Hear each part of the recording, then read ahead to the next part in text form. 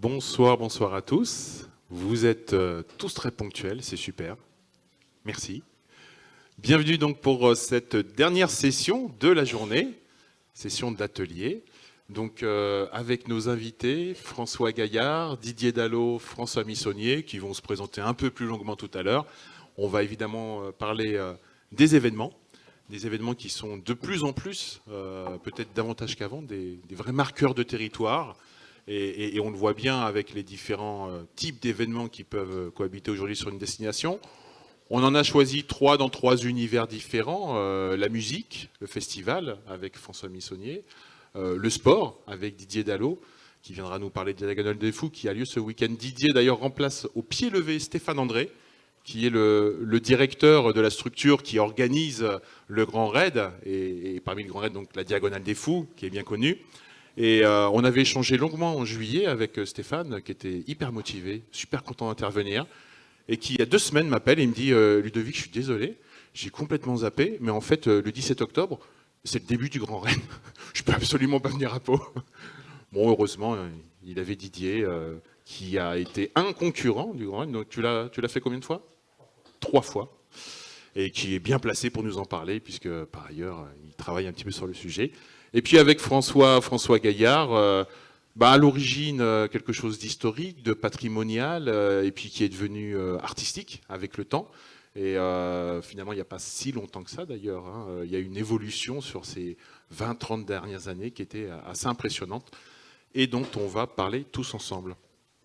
Voilà, on laisse les dernières personnes s'installer et je pense qu'on est pile dans le bon timing. Didier, je te propose que l'on débute avec toi. On n'a pas de retour sur les écrans. Je ne sais pas s'il y a un petit truc à faire pour vous ou pas. Ce n'est pas forcément très très grave. Didier, je te propose de nous raconter, et peut-être par contre on peut baisser un peu le son. Bonsoir à tous. Je suis donc mon métier, moi, c'est d'être producteur de festival, de musique. J'ai principalement créé 2 projets. Donc le premier, c'est un festival qui s'appelle Rock en Scène, qui existe depuis 2003 dans le domaine national de Saint-Cloud, en région parisienne. Au début, c'était le premier festival de rock, la première tentative de créer un festival de rock à Paris. La première édition, c'était le mercredi 27 août 2003. Puis on a commencé petit, voilà, 2 scènes, 19 000 personnes. C'était petit moyen quand même. Et puis voilà, c'est un festival qui a eu la chance de pouvoir se développer édition après édition, grossir, pour arriver 15 ans plus tard à ce qu'un des festivals un peu étendard en France, et puis avec un vrai rayonnement international. Et puis en gros, la dimension, c'est 6 scènes, 120 000 personnes pendant 3 jours, avec une multiplicité à la fois de propositions artistiques, mais dans le respect de, en gros, ce qui a été inventé à Woodstock il y a 50 ans, enfin bon, plus, mais le festival de rock dans toute sa splendeur. Ça, c'est un projet que j'ai cédé et que j'ai quitté il y a 2 ans pour me consacrer à mon 2e bébé qui s'appelle Europavox, dont vous voyez le after-movie derrière moi. Over the moment again, holding the game and pulling it over. No trip on the man's my one on the soul and keeping it colder. No stain it older, my low cuts so hanging over. My static so on and sober, although it's focused on aiming lower. I'm floating on a coated breeze. I'm floating on a coated breeze. Lost in the coated sea. Land, coated season.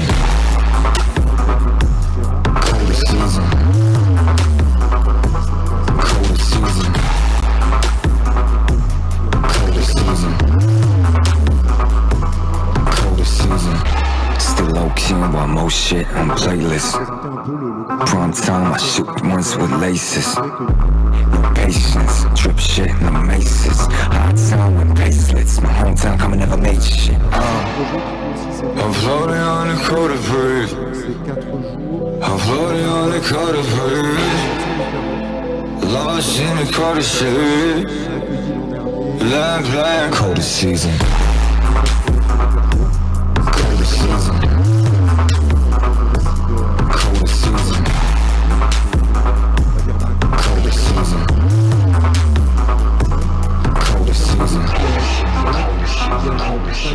On a surtout diversifié de manière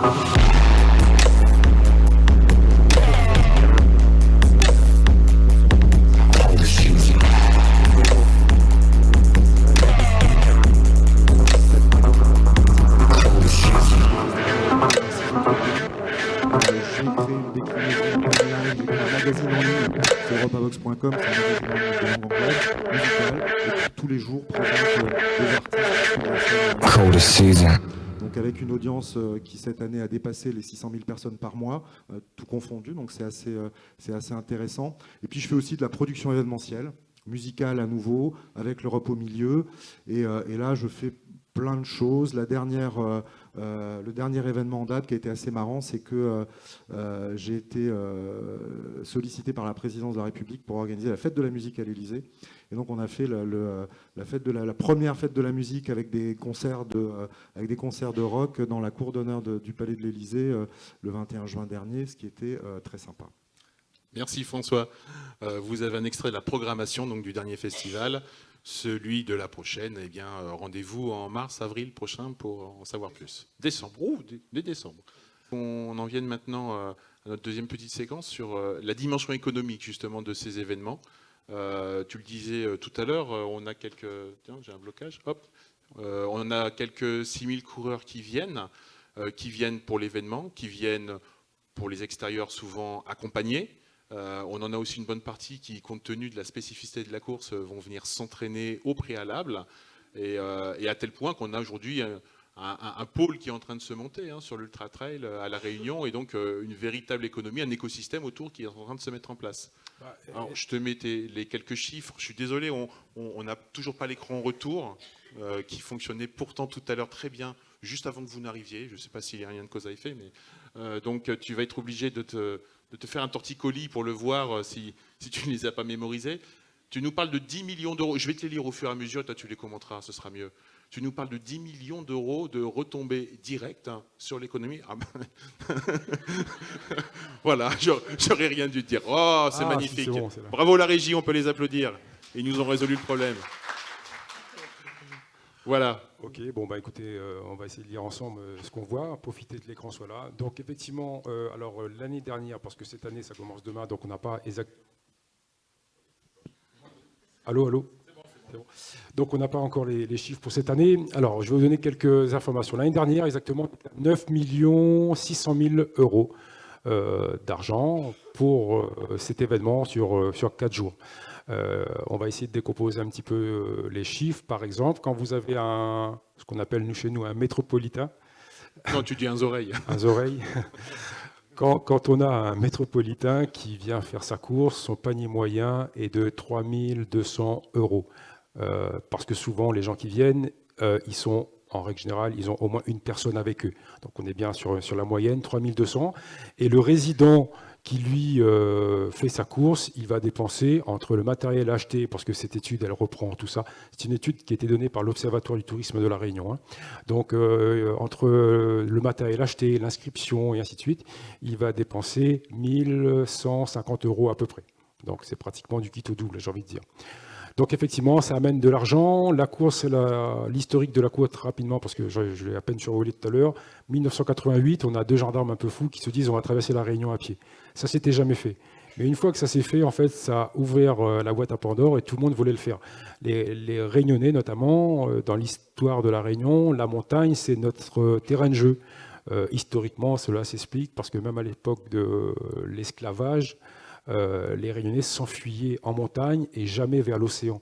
On a souvent, à La Réunion, on dit que l'île a le dos tourné à la mer parce que les conditions de mer sont très difficiles. Et dans l'absolu, si on construit un radeau, on va atterrir à Madagascar qui se trouve à 800 km de distance. Donc beaucoup plus dangereux. Mieux vaut aller se protéger à l'intérieur de l'île.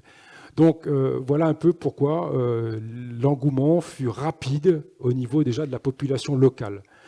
On rajoute là-dessus tout ce qu'il faut au niveau de la communication, de belles images, parce que croyez-moi, à La Réunion, et là, je ne suis pas là pour vendre la destination, mais on a quand même des belles images, parce que vous avez tous vu des images de La Réunion, à tel point que l'intérieur de l'île, aujourd'hui, est inscrit au patrimoine mondial de l'UNESCO, avec son volcan, ses falaises de plus de 1000 mètres, et ainsi de suite. Donc, en fait, c'est un très, très, très beau terrain de jeu pour les gens qui veulent faire du trail. Donc, initialement, des coureurs confirmés s'inscrivaient pour ce genre de diagonale des fous. Maintenant, l'idée aussi de faire des 4 courses, c'est que la 4e notamment, elle est, j'ai envie de dire, avec un peu d'entraînement, tout le monde pourrait le faire parce que c'est une course avec des relais. Donc on a essayé de démocratiser ou vulgariser, comme vous voulez, une course qui initialement était vraiment portée pour des spécialistes. Est-ce qu'on pourrait dire qu'on a essayé de touristiciser la course? Je pense que oui. Ah oui, oui, c'était le but aussi, hein, parce qu'en fait, rapidement, ça a été un tremplin ou du moins un effet loupe sur la Réunion pour l'image. D'ailleurs, là, cette année, on a par exemple 25 Japonais. Les Japonais, en saison normale, on ne les voit pas à la Réunion. Là, on en a 25 qui viennent. Donc, bon, c'est anecdotique, vous allez me dire. Mais pour nous, sur un territoire qui fait 80 sur 70 km, c'est quand même important. 35 nationalités cette année. Donc, ça y est, la course, elle est ancrée, pas simplement dans la zone de l'océan Indien, pas simplement sur le plan national, elle est ancrée d'une manière, c'est mondial, j'ai envie de dire. Il y en a des Américains qui viennent courir.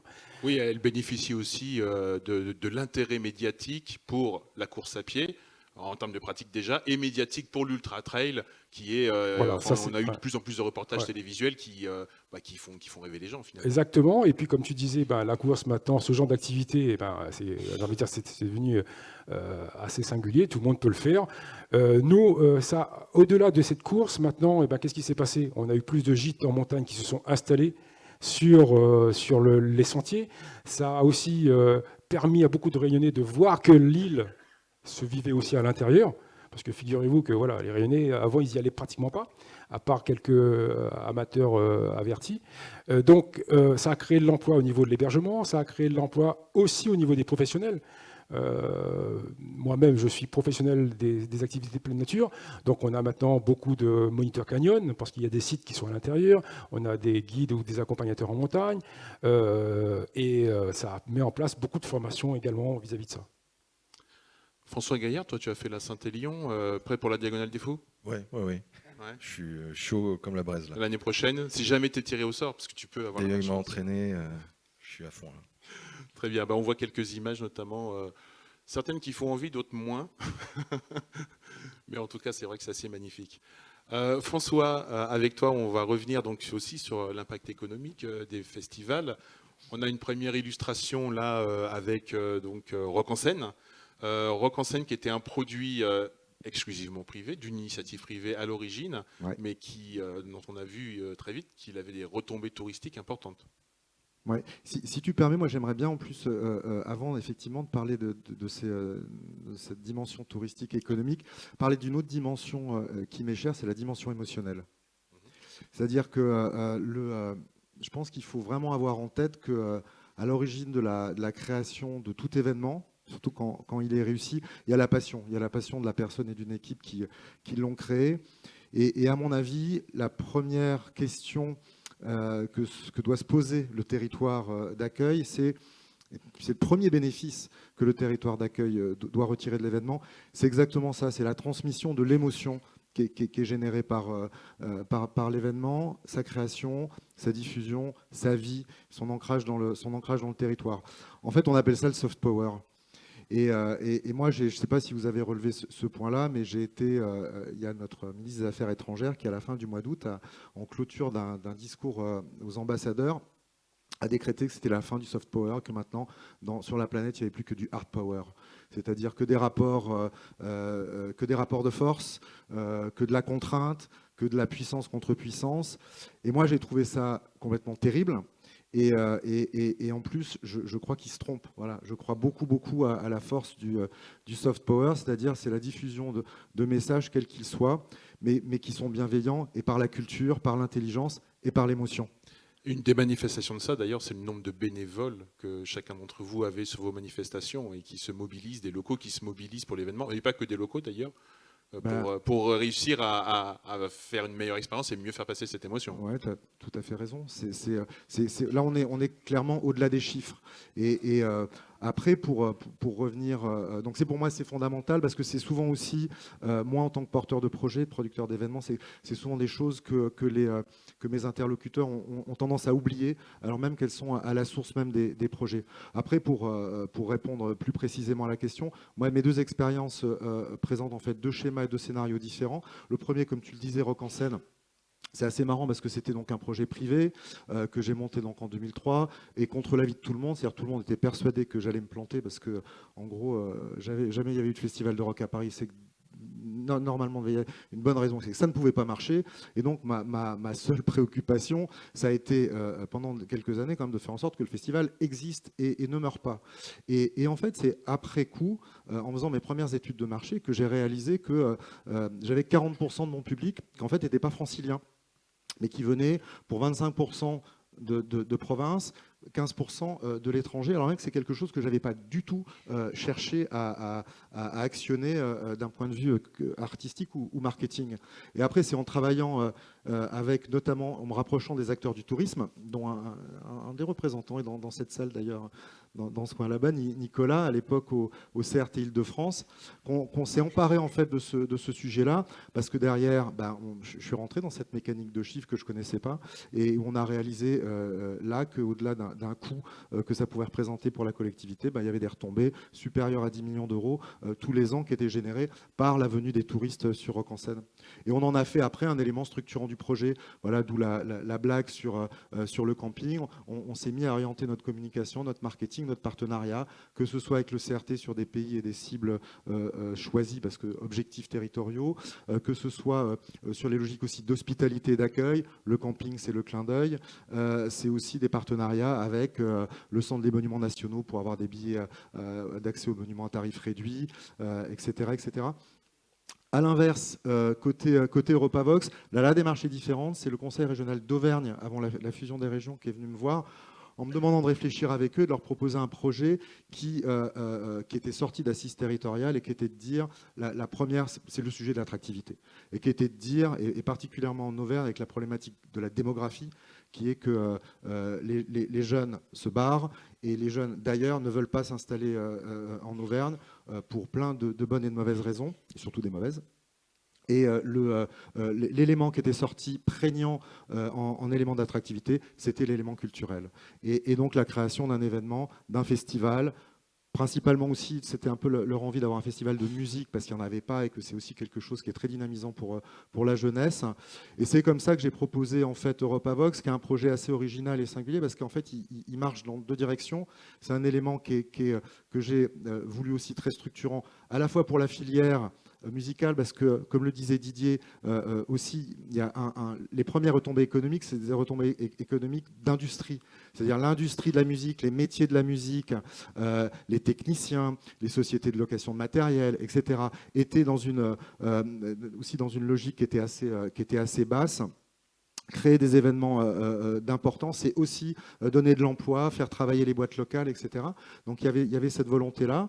Et puis après, de l'autre côté, c'était de voir grand. Et là, on était plus sur un objectif aussi d'image, et qui était de montrer à l'extérieur des frontières, non seulement de l'Auvergne, mais de la France, que l'Auvergne était un territoire cool. D'où derrière la dimension européenne, la venue les voyages de presse avec des journalistes musicaux européens qui venaient témoigner de l'expérience clermontoise.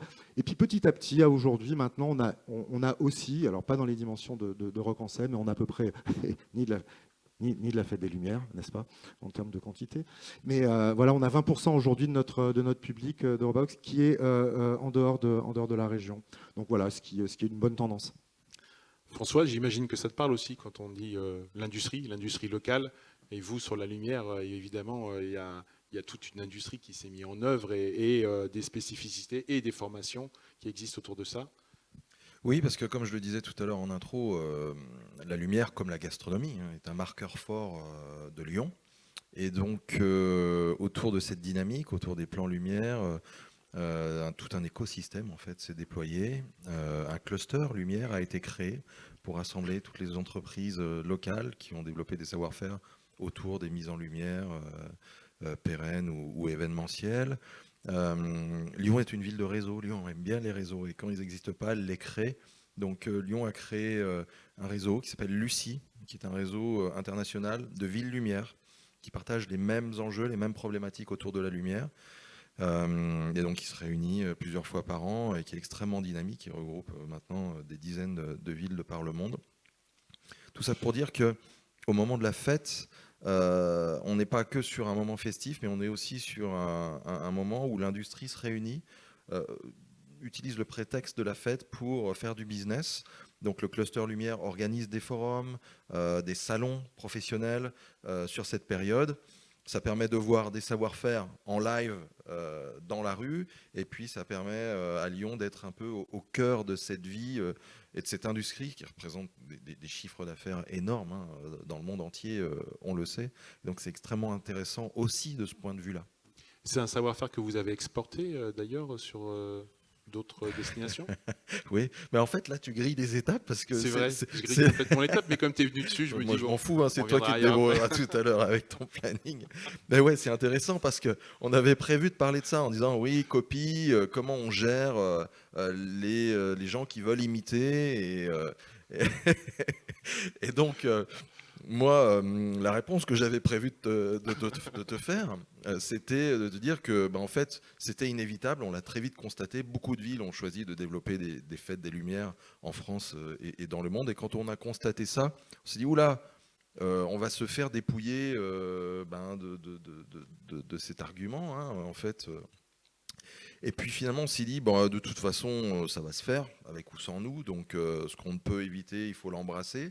Donc, on a choisi, plutôt que de freiner, d'essayer de freiner et d'empêcher, d'appuyer à fond sur l'accélérateur et de dire non seulement on va l'accepter, mais en plus, on va maîtriser ça.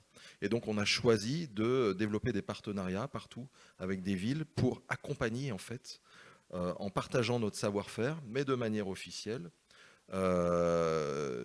Et en utilisant ces prétextes pour faire de la promotion pour Lyon partout dans le monde, en essayant de choisir d'être sur des bassins émetteurs de touristes qui vont nous intéresser. Et donc on accompagne à Hong Kong, en Amérique du Sud, partout dans le monde, des fêtes qui se créent en apportant du savoir-faire, et en échange ces villes apportent aussi évidemment de la visibilité pour nous, parce que des œuvres sont présentées et sont clairement affichées comme étant en partenariat avec Lyon.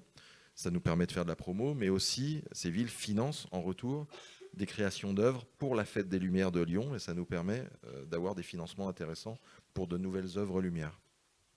Merci François, on reviendra plus tard sur l'aspect. Je le répéterai tout à l'heure. Voilà.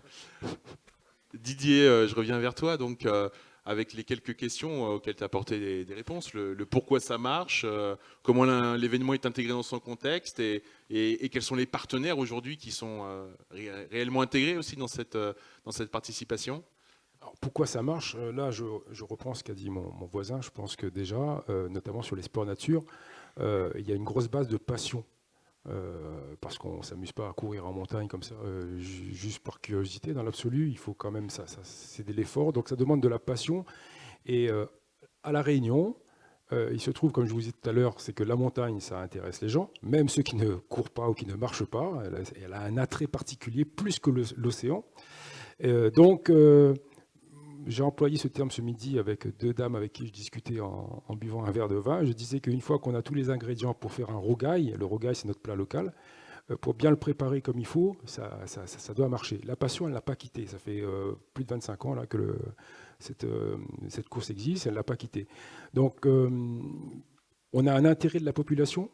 Donc cet intérêt, finalement, il n'a fait que grandir. Et puis le bouche à oreille et tous les moyens qu'on a aujourd'hui, les supports, les images qu'on envoie, font que ça a attiré les gens, à tel point que, pour information, la Diagonale des Fous faisait partie, il y a encore 2 ans, d'un championnat ultra-trail des 14 plus grandes courses reconnues, référencées comme les courses les plus difficiles. La Réunion a préféré s'en démarquer, simplement parce qu'elle s'est dit, ils veulent ça, nous, maintenant, on va surfer pour des montagnards, surfer sur notre montagne où on a du terrain qui est beau, on a tout ça, on n'a pas besoin de payer, parce qu'il fallait aussi le payer pour participer à un championnat. Et l'engouement est toujours là, les gens ils sont toujours présents, donc ça profite à beaucoup de gens. Je lis quand même ce que j'ai mis, comme ça je vois si je n'ai pas dit de bêtises. Oui, alors l'île est reconnue par son caractère exceptionnel. Donc c'est un terrain de jeu exceptionnel pour les sports nature. Si vous venez un jour à La Réunion, sport nature, ça suppose 2 choses. Ça veut dire une pratique et un cadre. Le cadre, l'île avec ses 42% inscrits au patrimoine mondial de l'UNESCO, il est là, il est posé. Maintenant, on verra peut-être tout à l'heure comment le protéger pour l'avenir. Qu'est-ce que je voulais vous dire aussi? Des partenaires, des extensions. Excusez-moi de me relire, mais je ne voudrais pas aller à autre sens. Oui, alors nos partenaires, figurez-vous que Je l'ai indiqué, hein, on a moins de 5% on va dire des sommes qu'on a besoin pour mettre en place cette manifestation. Moins de 5% sont des subventions données par les acteurs publics. Tout le reste, ce sont les industries de Lille qui nous l'apportent. Toutes les industries de Lille veulent, à un moment donné, être estampillées Grand Raid. J'ai vécu pas mal, une anecdote, j'ai vécu pas mal de temps à l'étranger. Quand je suis revenu à La Réunion en faisant des pratiques sportives dans différents domaines, j'arrive à La Réunion, je vois mes copains, je leur ai dit j'ai fait ci, j'ai fait ça, j'ai fait ci. Ils me disent ouais, mais t'as pas fait le Grand Raid. Donc on s'en fout de ce que tu as fait. Donc même les entreprises, entre guillemets, ils sont un peu touchés par ça. C'est-à-dire qu'à un moment donné, pour être plus proche des résidents, des habitants, pour ça comme on veut, et des clients, il faut avoir Grand Raid inscrit quelque part. Donc c'est devenu, au-delà d'une course, une marque, et puis ça parle. En tout cas, nous, les Réunionnais, ça nous parle par le cœur. Ouais. Voilà. Alors, il y a même une bande dessinée, j'ai découvert, hein, sur la Diagonale des Fous. Alors, je m'en excuse platement, Ludovic. Je vais te dire pourquoi. Parce que j'avais prévu de te la remettre, cette bande dessinée. Tu me laisseras ton adresse et je te l'enverrai par la poste. C'est une bande dessinée qui est sortie, qui est très bien. Et tu la recevras. Je suis désolé, j'ai oublié de la dire aujourd'hui. Mais avec plaisir. À la prochaine fois, ça nous aura l'occasion de nous revoir, sinon. Tu seras obligé de venir à La Réunion.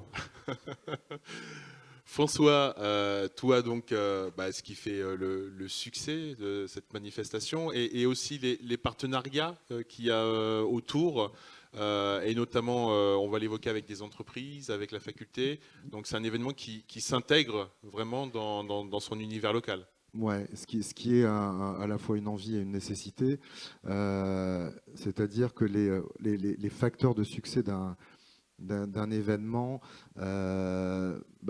c'est redire quand même un peu la force du projet et puis la foi qu'ont ces animateurs dans son concept artistique, dans la rencontre avec un public, quel qu'il soit. Enfin, parce que là, on parle de nous, on pourrait aussi parler de toi, te laisser la parole. Tu es aussi t'es un porteur d'événements. Le public, moi c'est un grand public, les gamins qui aiment le rap. Ça, toi, c'est un public professionnel. Les ressorts sont, ça serait bien d'ailleurs de t'entendre sur le sujet, sont pour moi les mêmes. Donc c'est la foi dans son projet et après la persévérance aussi.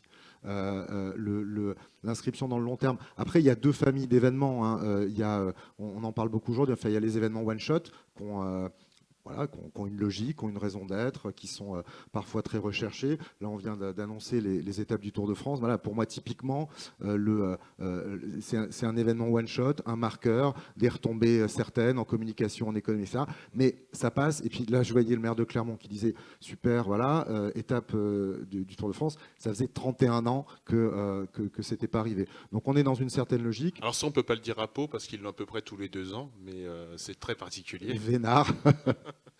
Et là, moi c'est plutôt ce qui m'intéresse plutôt dans mes projets, c'est l'inscription dans la durée. Pour les festivals, il faut du temps pour que ça s'installe, surtout si le concept artistique est un peu singulier, original et un peu exigeant entre guillemets. Moi, j'ai bien vu, hein, sur Rock en scène, on fait Björk, Radiohead et Muse, voilà, on vend du billet, on est sold-out, et puis voilà, on a juste après à équilibrer les comptes. Quand on fait découvrir un collectif de hip-hop italien ou le dernier DJ slovène à la mode, c'est un peu plus compliqué de faire venir le monde, mais ça marche à partir du moment où on a le temps et où ça s'inscrit dans la durée. Et pour s'inscrire dans la durée, il faut comprendre et s'intégrer dans son écosystème. Et c'est ce qu'on a cherché à faire et qu'on continue à faire année après année avec le monde de l'université. On a des classes d'étudiants qui nous accompagnent sur certains aspects du projet tous les ans. Avec le monde culturel, il y avait un dessin là tout à l'heure. On est partenaire. Les acteurs culturels ont tout intérêt aussi à se soutenir avec un super festival qui s'appelle Carnet de voyage, qui est donc sur les carnétistes de voyage et qui envoie des carnétistes sur le festival. Moi, j'organise des showcases pendant leur édition de festival à eux. Et puis après, il y a le monde de l'entreprise qui est hyper important. Comme Didier le soulignait aussi, non seulement parce qu'il nous donne des sous, voilà, il y a le mécénat qu'il faut arriver à préserver.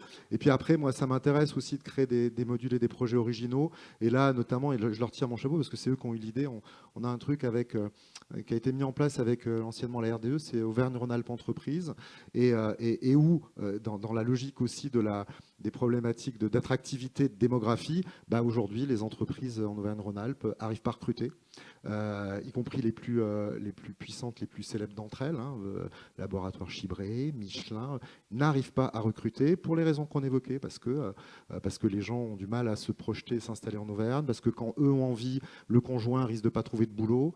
Et la RDE donc, a pris le pari, on a monté un stand ensemble qui s'appelle Europa Job, et où on a une cinquantaine d'entreprises qui viennent, là c'était la 2e édition cette année, qui présentent sur un festival de rock des offres d'emploi avec des rendez-vous avec des DRH. Alors donc c'est des DRH, on les a relookés, on leur a dit voilà, le Bermuda, les tongs, voilà, vous venez détendu, mais avec organisation de prise de rendez-vous, et où là en fait c'est tout un discours qui est véhiculé, qui est de dire vous savez que vous pouvez rester sur le terrain, il y a du boulot, et voilà les annonces qui sont disponibles, les postes qui sont à pourvoir, avec des rendez-vous sur le festival, et avec des taux avec 3 cibles, avec la cible des conjoints. Donc la première journée du festival, c'est avec des invitations pour emploi des conjoints.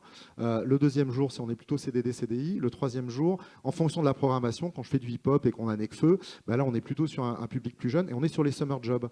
Et où là, de la même manière, les entreprises auvergnates ont vachement de mal à pourvoir en fait les postes de job d'été. Il y a beaucoup de jeunes aussi qui ne savent pas comment faire. Ben voilà, on a créé ce lien-là, et avec un succès assez incroyable. Oui, 500 postes, hein, quelque chose comme ça, cette année, qui était à pourvoir, et sur un lieu et dans une ambiance, effectivement, qui change un petit peu du rendez-vous dans un bureau d'un DRH. Voilà. Merci. François, toi, en termes de partenariat, alors écosystème, on l'a déjà un peu évoqué, effectivement. Est-ce qu'on peut aller un petit peu plus loin, parce que tu n'as pas voulu te nous dire quand même. Allons plus loin. Deux choses peut-être sur les partenariats, et donc ça nous ramène au financement de la fête, c'est intéressant. Et puis après, peut-être sur les retombées aussi pour la destination. Le financement de cette fête, donc c'est une fête qui coûte à peu près 2 800 000, 3 millions d'euros. Cette somme est financée à 50-50 par la ville de Lyon et par un club des partenaires. Un club des partenaires qui a été créé par la ville de Lyon, par EDF et par Sonepar, qui regroupe 80 entreprises qui sont extrêmement fidèles, hein, il y a assez peu de turnover, et qui contribuent évidemment au financement, qui contribuent au choix artistique de chaque fête, mais qui va bien au-delà de ça, puisque c'est un club qui vit tout au long de l'année. Et pour en faire partie, moi, en tant que partenaire local, je le vois, il y a un véritable état d'esprit qui s'est installé. Ils se réunissent régulièrement pour aller faire des visites d'entreprise, des visites culturelles, etc. Et donc, il y a une vraie vie, en fait, autour de cette fête, pas que à l'approche de la fête, mais tout au long de l'année. Donc, on est fiers de cette organisation et de ce financement, parce que c'est du partenariat public-privé et qu'aujourd'hui, clairement, les collectivités ne peuvent plus porter seules ce type d'initiative assez monumentale. Après, pour les retombées, je disais, la ville est pleine pendant les 4 jours. Dans l'absolu, on peut difficilement aller plus loin. Les réservations sont faites plus de 6 mois à l'avance. Donc on n'est pas dans une perspective, une optique de développement. D'ailleurs, vous le remarquerez, on ne fait pas de promotion pour la Fête des Lumières. Vous ne verrez jamais de pub pour la Fête des Lumières. On annonce les dates de la Fête des Lumières. On fait un film bilan.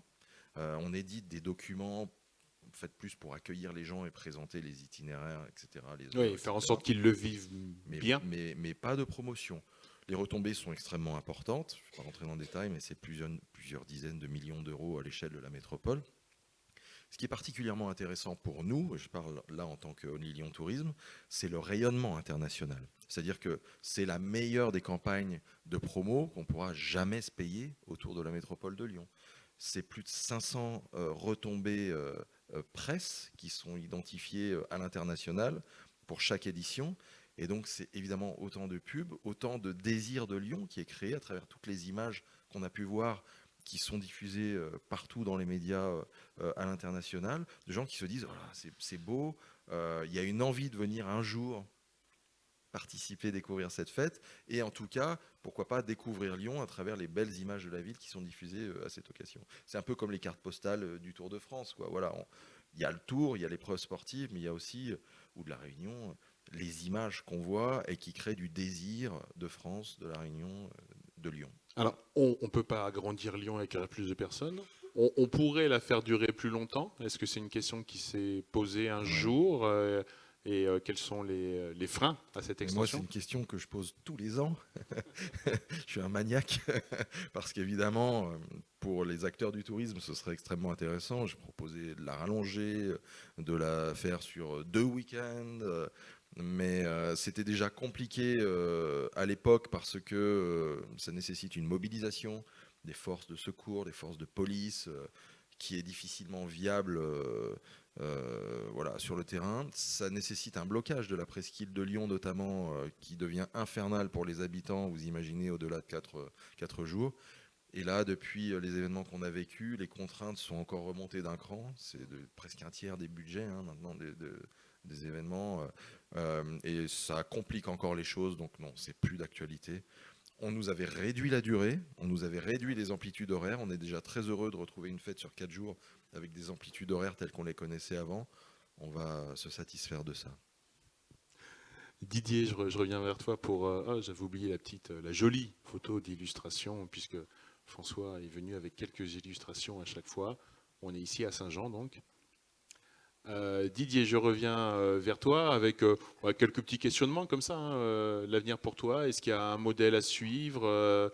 Est-ce que vous avez des inspirations? Comment faire en sorte que ça perdure?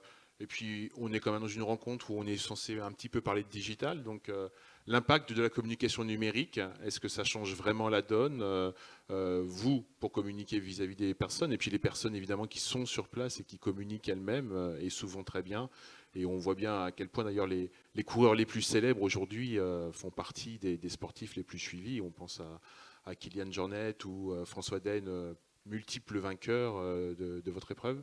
Ouais, effectivement, ça fait un moment qu'on n'a pas eu un coureur local sur la plus haute marche du podium. Mais bon, c'est pas très grave, ça arrivera. Alors, au-delà du numérique, je pense que tous les supports qui permettent de vivre l'instant dans l'absolu en même temps que le coureur sont hyper importants. C'est-à-dire que maintenant, le coureur, quel que soit l'endroit où il soit dans l'île, on a son numéro, il va passer devant plusieurs bornes et hop, sa famille qui est, dans le meilleur des cas, en train de l'attendre à un endroit précis, saura exactement à quel endroit de la course il est, avec une carte. Donc tous ces supports-là, de manière, ils vont faire que s'améliorer. Je pense qu'on ne pourra pas passer, on pourra pas les éviter. C'est-à-dire pas les éviter, on ne pourra pas s'en passer, pardon, excusez-moi. Tu demandais tout à l'heure comment je voyais un peu, s'il me semble, c'était ça sa question, l'avenir de cette course, ainsi de suite. Moi, j'ai toujours pratiqué les activités physiques et sportives, et notamment la course de montagne, et j'ai un besoin viscéral de cette nature. Donc je suis partagé aujourd'hui entre ce besoin que j'ai, ce besoin de rupture, de retrouvailles sur un sentier, de ressourcement, pourquoi pas, et puis me dire que voilà, notamment cette semaine à La Réunion, on a beaucoup de gens qui arrivent, beaucoup de coureurs qui ne vont peut-être pas respecter toutes les consignes, c'est pour ça qu'on les oblige à avoir des gobelets qui s'accrochent au sac à dos, qui doivent rendre, et ainsi de suite, parce qu'avant, on avait des déchets un peu partout. Donc, ce côté un peu protection de l'environnement m'interpelle de plus en plus. Je pense que, quels que soient les secteurs dans lesquels on est, on ne peut pas l'éviter, et il n'y a pas à l'éviter, il faut travailler pour le combattre correctement.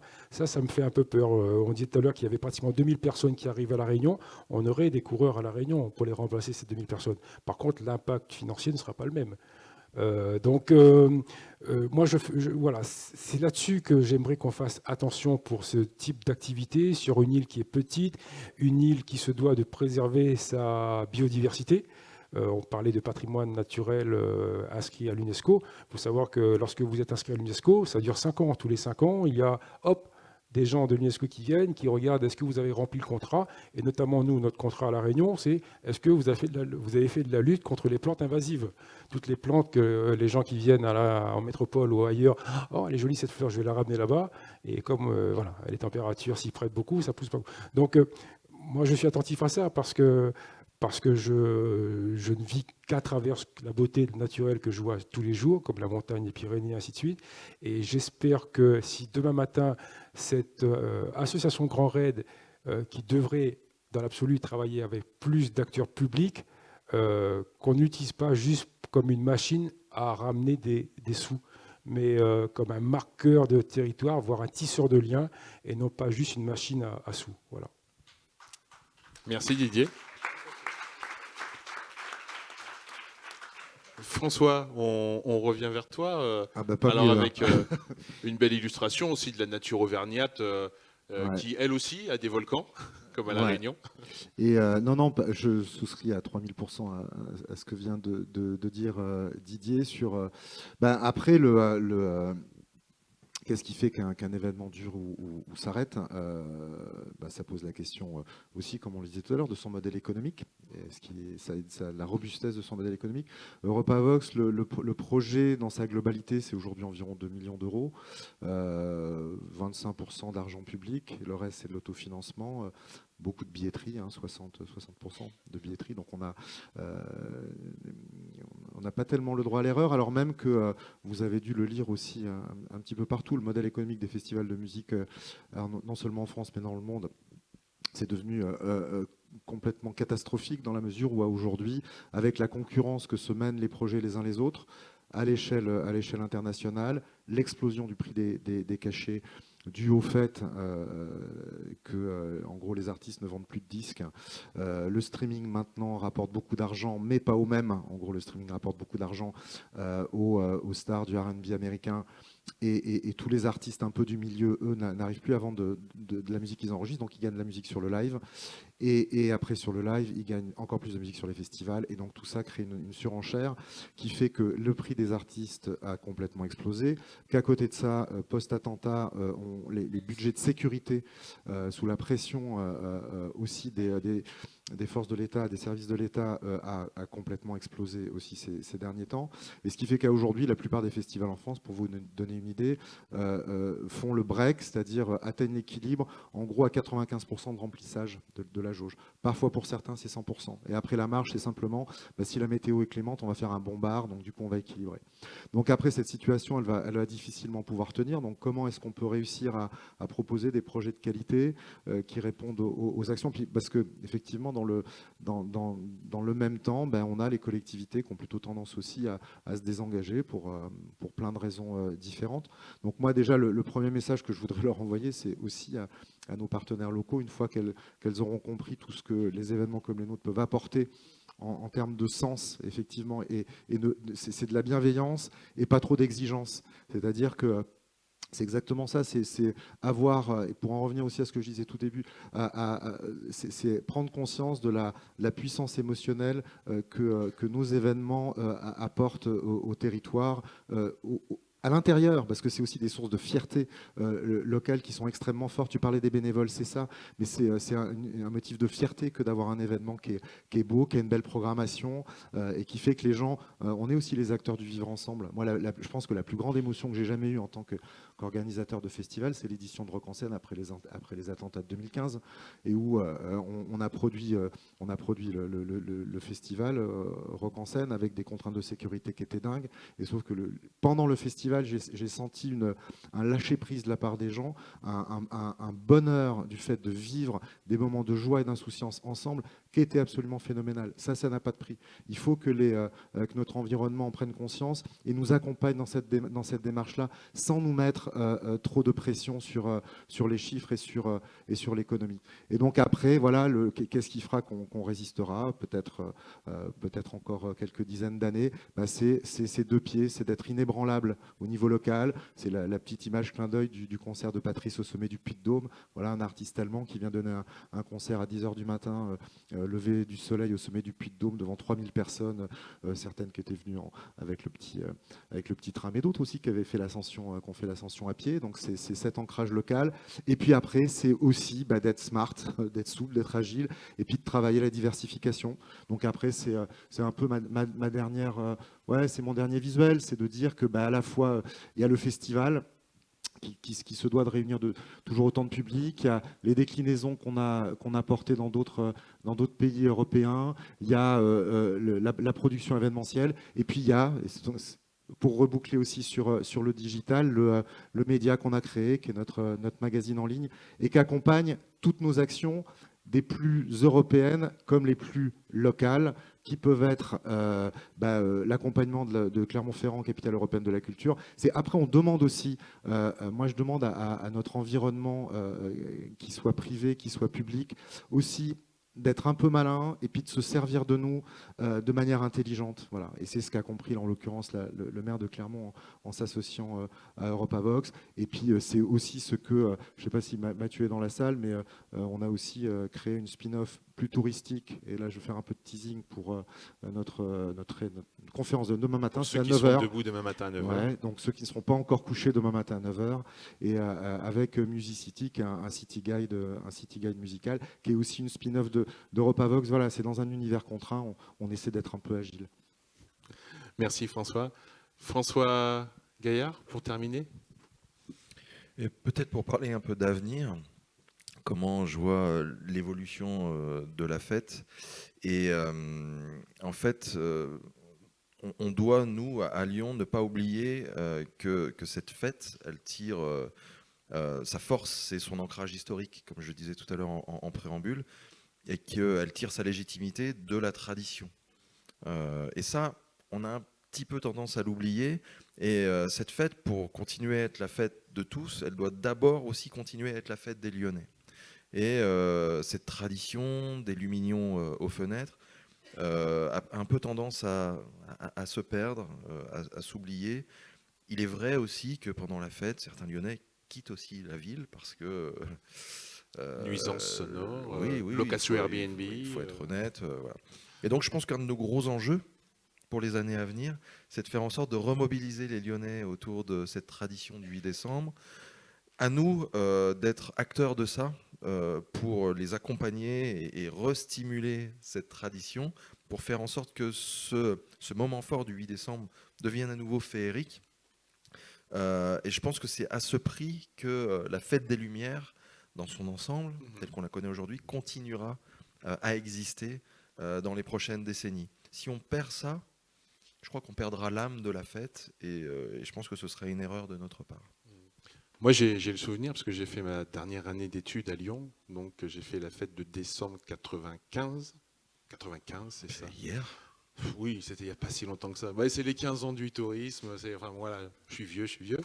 Mais je me souviens qu'on était dans le Vieux-Lyon avec un copain, on habitait dans le coin, et la mamie d'à côté est venue toquer 2 jours avant en nous disant vous n'êtes pas d'ici, mais dans 2 jours, il faut mettre. Voilà. Et nous, ce qu'on prenait pour une redite du Beaujolais nouveau quelques semaines après, on a compris qu'il y avait une dimension effectivement qui était hyper forte localement, et que les gens essayaient de la communiquer aux jeunes étudiants étrangers que nous étions, et ça, c'était vachement fort, ouais, effectivement. Ouais.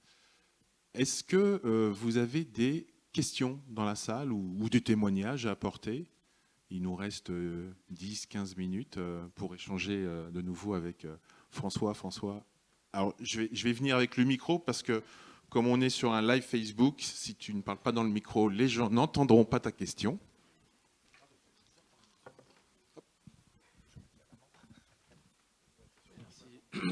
Donc bonjour à tout le monde, Cédric de La Réunion. Donc je salue l'intervention de Monsieur Dallot concernant le Grand Raid. Donc j'aurais une proposition à faire par rapport à la question comment perdurer l'événement durant toute l'année. Pourquoi ne pas travailler justement avec les offices de tourisme qui sont ouverts toute l'année, puisque vous arrivez à fédérer, on va dire, l'ensemble des territoires pendant un moment, et du coup le reste de l'année, pourquoi effectivement ne pas venir avec nous, quoi. Du moins arriver à trouver quelque chose ou des éléments pour travailler ensemble davantage. Je ne pense pas que la volonté soit de ne pas travailler avec le reste de l'année. Mais il y a plusieurs raisons. Et une des raisons importantes sur lesquelles il ne faut pas oublier, dans une année, il y a 52 semaines. Vous êtes tous d'accord avec moi là-dessus. Je suis très faible en maths, je m'excuse. Mais n'empêche qu'il y a 52 semaines qui sont incompressibles. À La Réunion, on a 75 courses de montagne par an. C'est-à-dire quoi ? C'est-à-dire que dans l'absolu, il y en a tellement qu'à un moment donné, nous, on a choisi de focaliser réellement notre action sur Grand Raid. Tu connais le territoire, c'est sur notre territoire minuscule, un événement où on a 6000 personnes qui courent et les familles qui sont dans les gîtes et tout ça, c'est énorme. Hein. Je pense que tu as déjà vécu au moins l'organisation de cela, même à travers la presse, les médias, les hélicoptères qui passent, enfin tout ce qu'on veut. Et d'ailleurs, on est obligé de refuser pas clients, mais des coureurs. Par contre, je pense qu'il serait intéressant, effectivement, et là c'est le sportif qui te parle, que les offices de tourisme s'intéressent plus fortement avec les autres courses qu'on a. Si le Grand Raid veut rester Grand Raid et s'occuper de son organisation, moi qui suis aussi, entre guillemets, un acteur du tourisme à La Réunion, je ne demande qu'une chose, c'est qu'on ait une diversité d'acteurs pour la mise en place de tel projet. Il y a aussi des courses de montagne à La Réunion qui n'ont pas la même aura que le Grand Raid, qui sont aussi très intéressantes et qui ont du mal à bien fonctionner parce qu'ils n'ont pas des spécialistes dont disposent des offices de tourisme pour pouvoir marcher correctement. On pourra en reparler après si tu veux, mais j'entends le message. On est ravis en tout cas de vous permettre de vous retrouver à Pau pour débattre. Il y avait une autre question, oui, vous ? Oui, bonjour. J'avais juste une question pour Monsieur Gaillard sur la Fête des Lumières. Vous avez dit que vous ne faisiez pas de pub particulièrement. Je voulais savoir si vous faisiez plus de pub ou si vous en aviez toujours fait que très peu parce que l'événement fonctionnait de lui-même. Alors, depuis 15 ans, on n'en fait pas. Moi, avant, je ne sais pas. Moi, ça fait 15 ans que je suis là et on n'en a jamais fait. Avant, peut-être qu'il y a eu, je ne saurais pas vous répondre, mais en tout cas, depuis 15 ans, non, on ne dépense pas d'argent pour promouvoir la Fête des Lumières. Il n'y a pas même de cadre donné à la communication. Je suis désolée, hein, je n'ai jamais porté une attention particulière à votre communication, mais de cadre donné dans la communication, c'est-à-dire de vérifier la manière de diffuser, par exemple, des éléments de langage ou des choses comme ça. Vous avez toujours laissé libre la communication autour de ces événements. Oui, bon, vous voyez, il y a un univers graphique qui est changé régulièrement, avec une charte. Évidemment, il y a des publications qui sont faites dans les magazines métropolitains ou de la ville, etc. On est sur de la communication aux citoyens. Il y a des affiches qui sont diffusées dans la métropole, mais voilà. Et non, pas d'éléments de discours particuliers. Non, c'est une fête qui est assez incroyable pour ça, qui s'auto-alimente. Et il y a un désir de la Fête des Lumières qui s'auto-alimente comme ça, et c'est très chouette, hein, c'est exaltant. Hein. Oui, bonjour. Vous êtes plein de succès. Moi, j'aimerais savoir comment gérer celui-ci en incluant justement les habitants pour pas que ça leur échappe et que ça devienne, comme vous le disiez tout à l'heure, non plus leur fête, mais une fête marketée pour faire venir du touriste et perdre là l'identité de l'âme d'habitant, alors de Lyon ou d'ailleurs. Mais est-ce qu'il n'y a pas ce danger-là quand on atteint ce fameux seuil où on bascule dans la très grosse fête, dans le très gros événement, d'y perdre un petit peu l'âme même de la ville? Et comment on fait? Comment on le gère?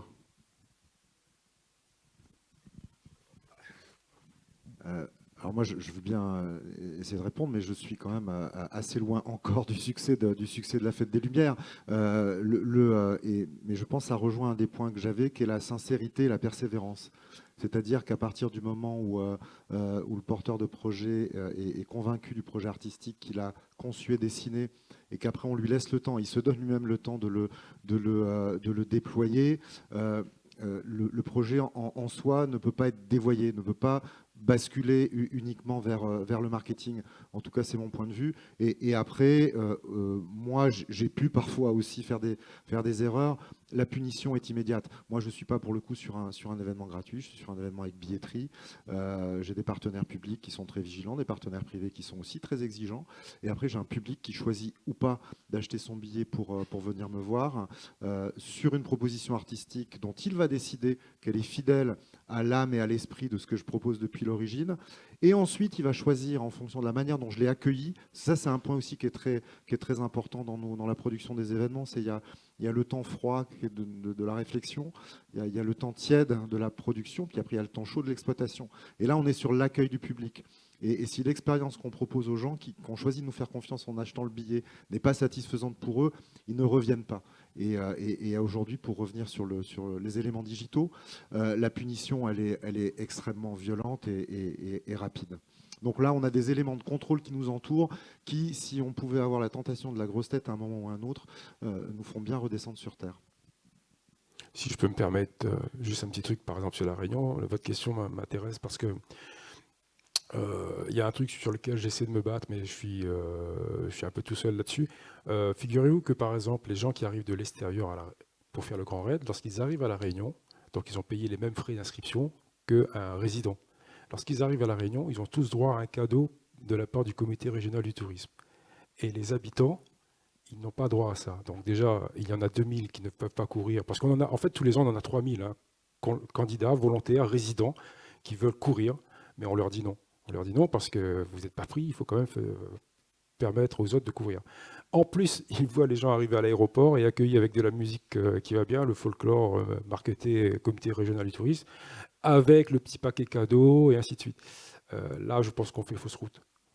Pas l'organisation Grand Raid, parce que ce n'est pas une initiative Grand Raid, mais je pense que s'ils le font, c'est que le Grand Raid a donné un oui, ou du moins n'a pas suffisamment dit non. Moi, personnellement, ça me plaît pas. Et effectivement, il faut vraiment faire attention pour que ce type d'événement ne soit pas pour les gens de l'extérieur. Il faut que le territoire soit, et comme tu l'as dit tout à l'heure, lorsque les habitants d'un territoire sont vraiment conscients que c'est leur empreinte, j'ai envie de dire, leur identité qui font partie de cet événement-là, l'adhésion est plus intéressante et on s'y retrouve tous. Et non pas à faire une démarcation comme ça le fait dans le cas précis de je vous parlais pour le Grand Raid de la Réunion. Voilà. Oui, alors c'était plutôt pour rebondir sur l'intervention de monsieur. Alors, il y a des cas concrets de retour d'expérience sur d'autres festivals auxquels j'ai pu participer ou co-organiser un petit peu. Un festival d'art de rue à Angers, par exemple, où là, les habitants sont sollicités pour toute la scénarisation du festival d'art de rue selon les thèmes. Il y a 2 ans de mémoire, la ville était en chantier, donc en fait les chantiers ça fait un peu chier tout le monde, et ils ont pris le contre-pied de faire le festival sur le thème du chantier, donc tout le monde était avec les gilets jaunes, c'était avant la crise des gilets jaunes, avec des décorations, un petit peu de la signalétique urbaine détournée. Ils ont mis aussi à contribution le service voirie, enfin voilà, tous ces mecs qui sont pas forcément mis tous les jours en valeur par des activités artistiques ou culturelles. Et je trouvais ça plutôt malin d'associer les deux. Après, on a d'autres exemples plus en local. Enfin, moi, j'habite à Brive, je bosse à Brive, et on a eu l'occasion de collaborer cette année sur le Brive Festival. Et on a co-organisé avec l'Office de tourisme les off, et l'idée, c'était de retrouver cet esprit un petit peu champêtre, ce côté un petit peu artisanal du Brive Festival. J'espère en tout cas qu'on y est arrivé. En tout cas, nous, on a passé un bon moment. Et c'est vrai que, en fait, à partir du moment où tu es passionné, où tu le fais avec le cœur, sans trop réfléchir, en fait, y a ce moment où ça va marcher. Merci. Quand tu dis retrouver l'esprit, ça veut dire qu'avec Universal, on a plus tout à fait le même esprit ? Ah. Bien. Écoutez, on a presque atteint l'heure de fin normalement de notre session, à moins qu'il y ait encore vraiment une question hyper importante. Sinon, je vais vous demander peut-être tous les trois d'un mot de conclure. Qu'est-ce que vous voudriez que les gens retiennent et pour un territoire qui a envie justement peut-être de développer un événement qui existe et qui pourrait être un vrai marqueur de son territoire, mais aussi un phénomène d'attractivité. Qu'est-ce qu'il faut faire? À quoi il faut penser? C'est quoi la priorité? Et là, je vois François Gaillard qui tire la gueule parce qu'il n'a pas préparé la question et qu'il est en train de réfléchir à la réponse pendant que François et Didier vont apporter la leur. Alors moi, je dirais 2 choses. C'est de faire confiance aux porteurs de projets locaux. Voilà. De ne pas forcément se retourner vers des grands groupes, des grandes multinationales, des enseignes qui comme ça circulent et qui à la finale tombent, dans mon sens, d'un peu dans les travers de ce qu'on peut voir, qui est c'est l'événementialisation des événements culturels, moi, qui est un truc qui me chagrine un peu, y compris, ça rejoint la remarque de monsieur dans l'appropriation par le public local. Donc c'est quand même faire confiance à ces porteurs de projets locaux, les regarder avec bienveillance, et puis aussi chercher...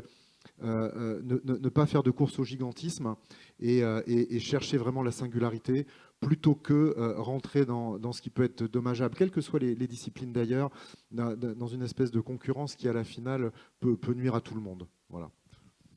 Didier ? Tout comme lui.